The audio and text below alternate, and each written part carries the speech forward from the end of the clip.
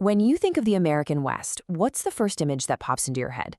For a lot of us, it's that lone rider galloping across the plains, mail pouch bouncing on the saddle. That's the Pony Express. It's become this huge symbol of American grit and determination. But what if I told you that this legendary service lasted for a shockingly short time? Yep, that's it. Just 19 months, from April of 1860 to October of 1861. It was here and then gone in what feels like the blink of an eye. So how on earth does a service that existed for less than 2 years become one of the most famous stories of the American West? Well, to get that, you have to understand the problem it was created to solve. You have to remember, back in 1860, the United States was a country literally split in half by distance.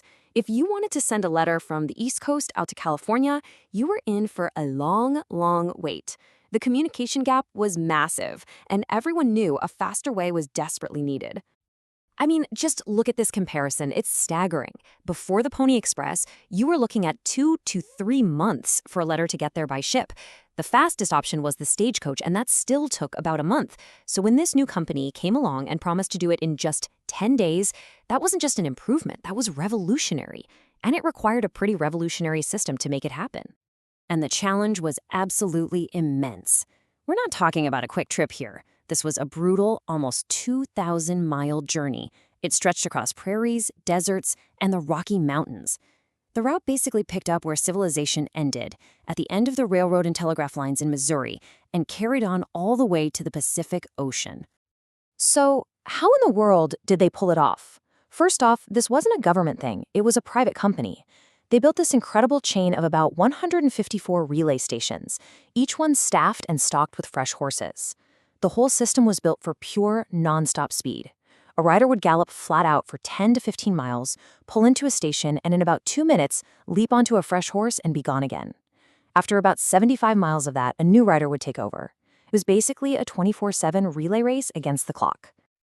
Of course, a system is nothing without the people who make it work. And in this case, those people were the legendary riders themselves, who risked everything out there on the trail. The company was looking for a specific type of person. They wanted young, lightweight riders so the horses could go faster for longer. We're talking about boys, really, usually described as thin, wiry, and hardy. They even had to take an oath swearing not to curse or drink. And for taking on these insane risks, they got paid really, really well for the time, up to $160 a month. That high pay tells you everything you need to know about how dangerous this job was. And look at this. These are actual letters from the very first runs back on April 3rd, 1860. You can see the postal markings. These aren't just museum pieces. They're proof that the crazy idea actually worked. The system was a success. But it was about to be tested in a way no one could have ever imagined. The Pony Express had been up and running for just about a month, and things were going smoothly. Then, everything changed. A conflict that had been brewing for a while in the Nevada Territory just exploded into a full-blown war, and it happened right in the middle of the Pony Express route. The spark that lit the fuse was the abduction of 2 young Paiute girls by the owners of Williams Station, which was one of the mail stops.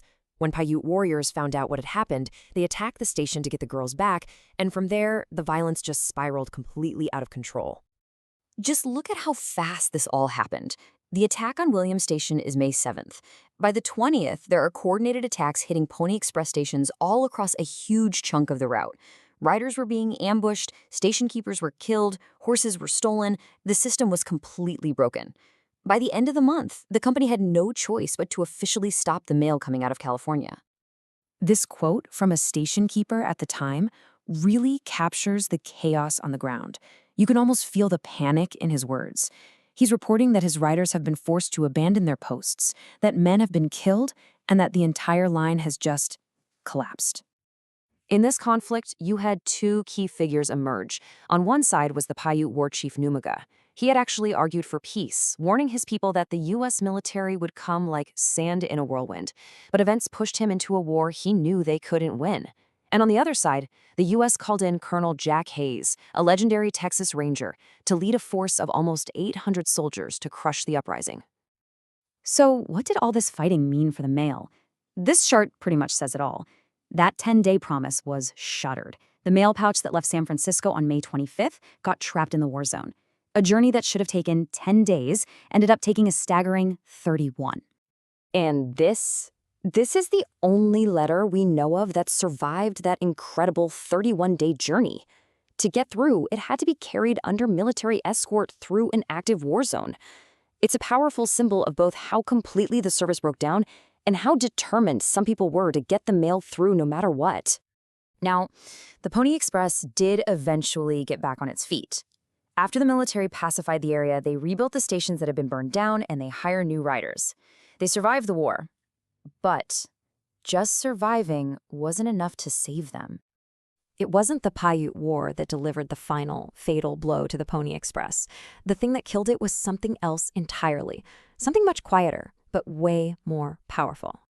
It was technology. You see, while those riders were risking their lives to carry a letter in 10 days, work crews were busy stretching wires across the exact same landscape. And in October 1861, they finished the Intercontinental Telegraph line. Suddenly, a message could cross the entire country in minutes. That revolutionary 10-day promise became hopelessly obsolete, literally overnight. The Pony Express was officially shut down just 2 days later. And there was another, equally fatal problem. The whole operation was a financial disaster. It was incredibly expensive to run, and the founders were counting on getting these big government mail contracts to make it profitable. Those contracts never came. From a pure business point of view, it was a total failure. So let's recap. It was short-lived, it lost a ton of money, and it was made obsolete by new tech. By all normal metrics, the Pony Express should be a forgotten historical footnote. And yet, it's not. Why? Well, for starters, during those 19 months it existed, its operational record was just astonishing. We're talking over 600 runs in total, carrying almost 35,000 letters through some of the most dangerous country in America. And through all of that, through blizzards, desert heat, and even a war, only one single mail pouch was ever recorded as lost. I get this. Here's a letter from that one lost pouch. The story is amazing. In July 1860, a rider got thrown from his horse and the mail was stolen. They couldn't find it, but 2 years later, somehow the pouch was recovered and this letter was finally delivered in May of 1862. It's like even the service's one failure turned into a legendary story. But in the end, the Pony Express became something more than just a mail service. That image of the lone rider battling the elements became a powerful symbol. It was romanticized in books and in Buffalo Bill's Wild West shows. It came to represent the courage and the relentless, westward-pushing spirit of a young nation. The story was just too good to forget. And that's the fascinating thing about the Pony Express, isn't it? It was a total business failure, but a massive cultural success. It really makes you wonder, what is it about certain ideas, certain ventures, that just captures our imagination and turns them into legends long after they're gone?